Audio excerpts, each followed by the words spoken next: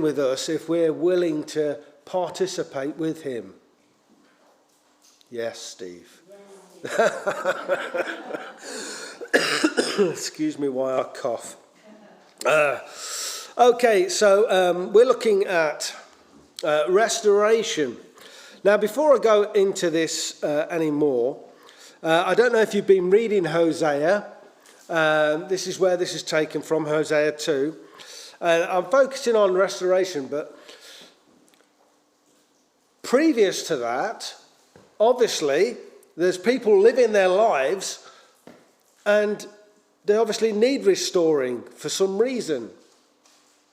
And I just want to highlight three things that could be needing restoring in our life, refreshing in our life. Remember that when this is written, it's written to the whole nation of Israel.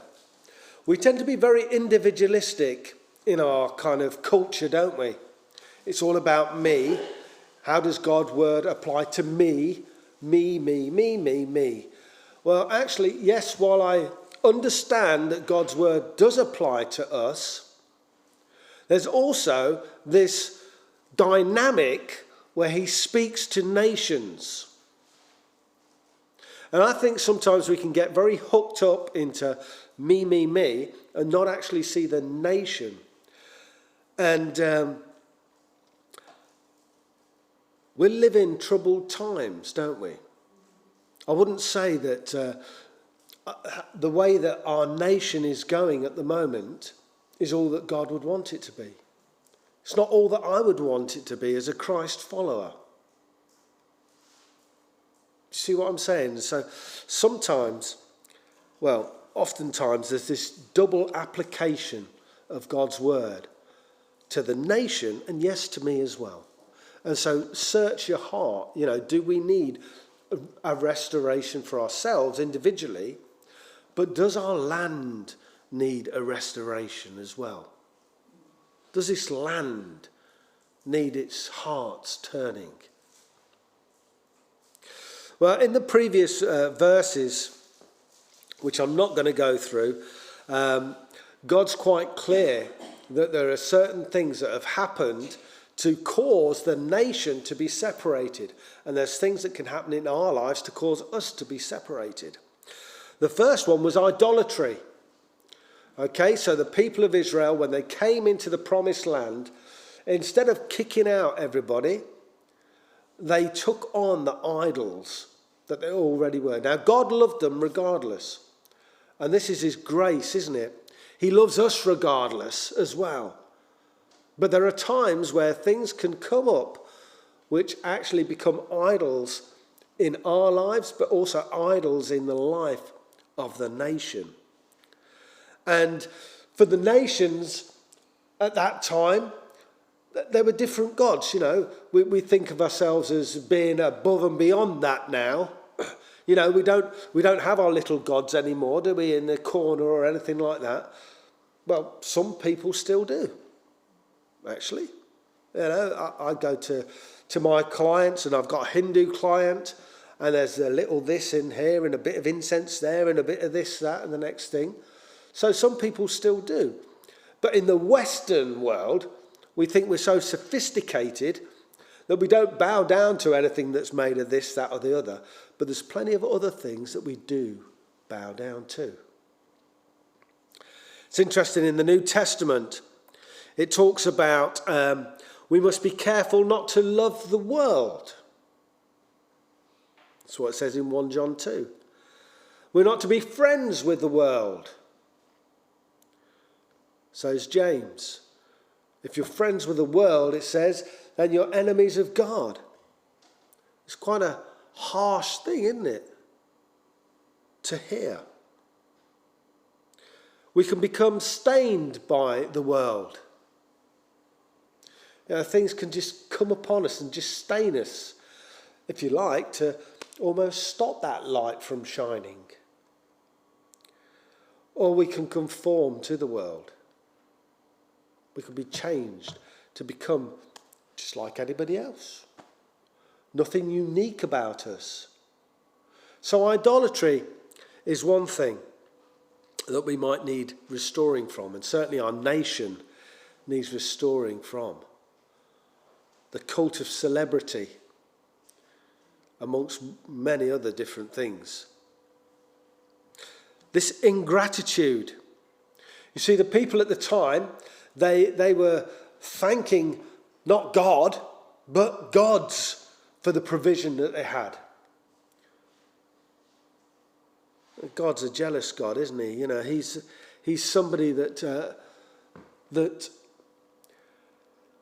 wants that recognition from people of what he's done. And so instead of thanking God, they have that attitude of ingratitude, whereby they might say, well, I've done it myself. I have made this, I have done this, I have me, I've done. Or that somebody else has done it. One of the first steps towards rebellion against God is the refusal to give him thanks for his mercies. In Romans 1:21 it says, for even though they knew God, they didn't honour him as God or give thanks, but they became futile in their speculations and foolishness in their hearts. You know, we're living in a times, my friends, where black isn't black and white isn't white and male isn't male and female isn't female, and I can choose to do and be whatever I want to be. We're in times of just ingratitude for what God has done for us. And the final one is the hypocrisy.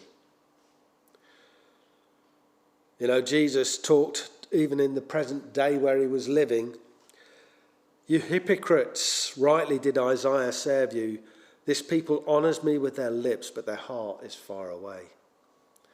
You know, they're quite damning words for God's church, aren't they? At this time. In vain do people worship me, because they teach the doctrines of men. And these are things that we have to be personally aware of for ourselves individually, but also I believe our nation needs to be aware of. Now, God says that he will restore. I was talking to some kids this week doing an assembly, and I had the dubious title of Abraham and the Stars. So, you know, I'm scratching my head, really, you know, I mean, but what is it? God's promises. God never fails in his promise. And even though Abraham was just a man and he had his wife, they had no children, even though God spoke into their lives, he believed it, God's promise. And although he didn't see God's promise fulfilled, it has come to pass.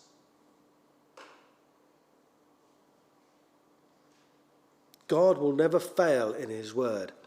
And so when he says there's going to come a time when he will restore, he will restore. Our job is to keep the faith. Our job is to be the eye watch that shines in the darkness. Our job is to be faithful to him regardless of what the circumstances look like. And in our belief and our trust, one day we will know these things come to pass. For ourselves personally, but also for our nation, if it chooses. Well, part of this restoration was, I'll just briefly recap, a couple of weeks ago, God will allure. God never forces himself on anybody. He will just put things across our path. He will be there encouraging, helping, but at the end of the day, it's going to be our faith. You see, God made all those promises to Abraham, but it's only by his faith that then that was counted as righteousness to him. So God can say all the things he wants to us. It's only in our faith that we take hold of them that they then become true for us. Not only as individuals, but also as a nation. He'll never force himself on you, but he'll make himself plain and known for us to decide. God will give. And this verse has become my favourite verse of the month. The valley of trouble into a door of hope. You know, just God taking that place of trouble and turning it round to a door of hope. We've seen that in so many lives. Perhaps in our own lives, perhaps in the lives of people that we've seen. For me, Paul Whitling is a great example. Morning, Paul, if you're watching. You know, that valley of trouble of alcoholism has turned for him to a door of hope where he's able to help those who are struggling in the same kind of way. That's God's promise. It's God's promise to this nation that the things that are troubling us will become a door of hope. And the key thing is, God will do it. Just keep believing, keep praying, keep crying out to him. When, Lord? When? Okay, so he's going to give. Oh, this ain't going to move. Can I let you do that, Jude? I'll put this down. God's going to take away the things that actually stop us from actually coming to him.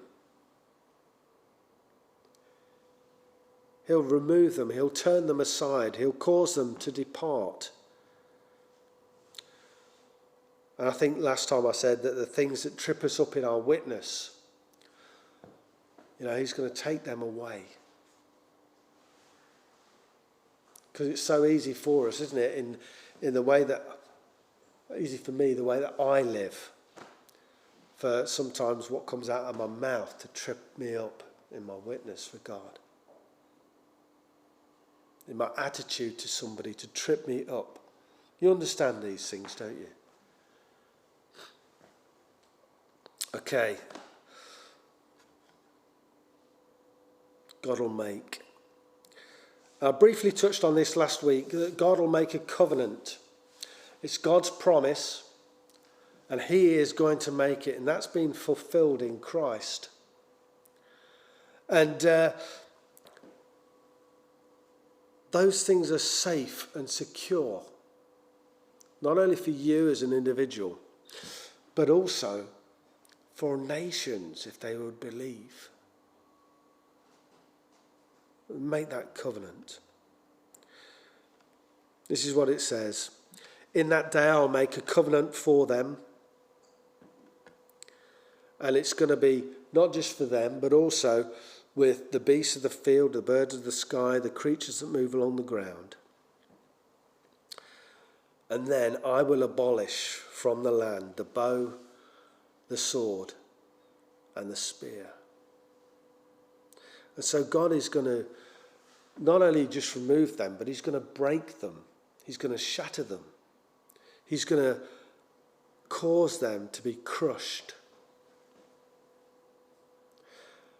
Now we know that with prophecy, there is a now time application, but also a present application as well. It's going to be a fantastic day when there is no war, isn't it? But we don't see that at the moment. We see so many different conflicts, not only perhaps in our own lives as individuals, but also in the life of the nations. But God's promise is that he will abolish those things. If you're not seeing them in your own life or in the life of the nation, cry out to Father God. Cry out. You're the children of light. You're the children who know that God keeps his promise. We need to be crying out that he fulfills his word.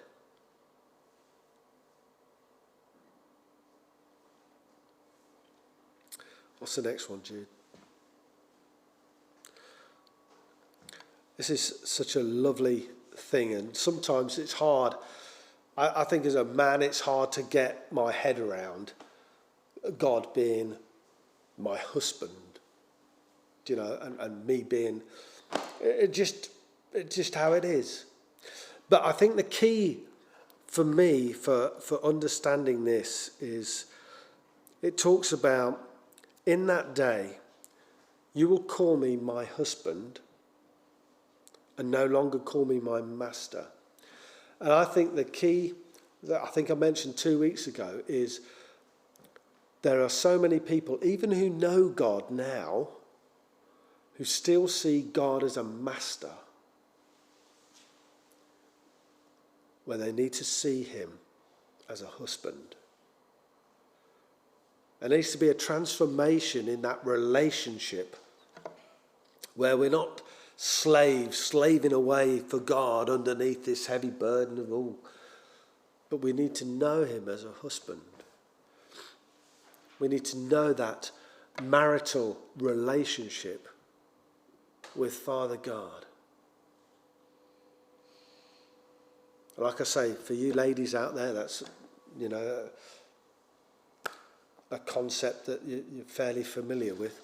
For blokes, it's one that you struggle with.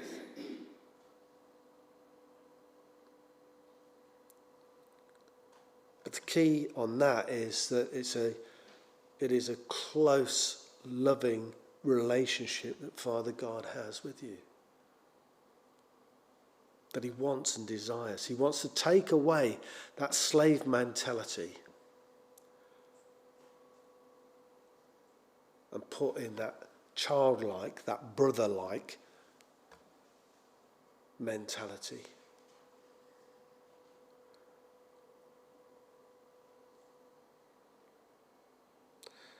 This word about betrothing is mentioned 3 times. It's something that is on God's heart and he wants to happen. Again, let me repeat, not just for yourself, but for our nation, our country. He wants to be that husband to our country. To know his protection, to know his love, to know his provision.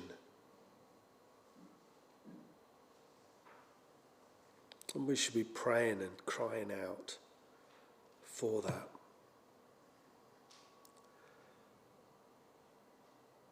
In that day, I will respond. Is that the next one, Judith? Yeah, I will respond. That word respond means to hear, to answer, to reply, to testify, to speak, to shout. God is going to shout. He's going to speak out. He's going to reply. He's going to respond to your cries and your prayers.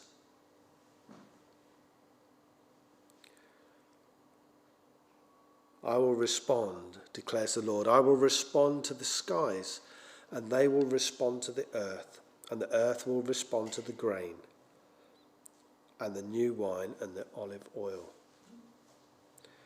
And they will respond to Jezreel.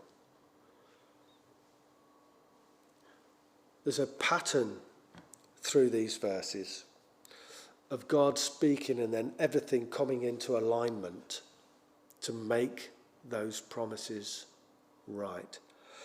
That word Jezreel means God sows, or God's plants, or God scatters, seed sowing. When you're looking at your prayers and you're praying, as we cry out to God, he declares that he will respond. And then there's a system which he responds through. He responds through the heavenlies, then responds through the earth, and then responds through what's around on the earth, so that it can be sown again. I will plant her for myself in the land. I will show my love to the one I called not my loved one.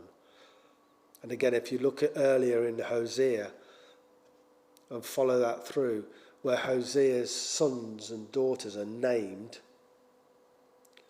given certain names, but now God is saying, I'll show my love to those not called loved. And I will call those that are not my people. And they will say, you are my God. All of these things are what God promises that he will do. And we have to be those people who cry out for those things in faith. Not only for our own life, but also for the life of our nation and nations as well. Like I say, it can be so easy for idolatry or ingratitude or hypocrisy to get in our way of all that God wants for us as individuals, but also what he wants for the nation.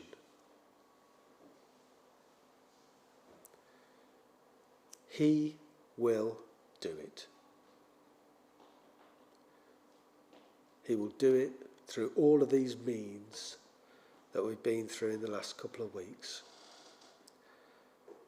We need to reach out in faith and belief, just as Abraham did. And it was credited to him as righteousness. In other words, he was made right with Father God. And as we do that, we too will be made right with him. Let's pray. Father, I thank you that it's on your heart to restore. It's on your heart, Lord God, to draw things together, to make them as you had and wanted them to be in the beginning. Lord God, as we are here today, we recognise how short our own lives are of meeting your ambitions, but also just how short our nation is. We just thank you that you are the one who is going to do all of the work. What you require of us is that faith and belief that you've said it, and so therefore it will happen. We pray that you would help us to be lights indeed in our workplaces, in the areas where we serve, in our own homes. Lord God, that we would honour you, that there be no idol in our life, that we would be people of grateful hearts, and that we wouldn't be the hypocrite. Lord God, that what we say and we do would come from pure motives.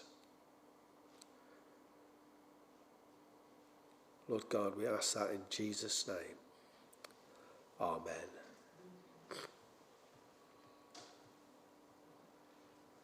Friends, we have the opportunity of coming to the table.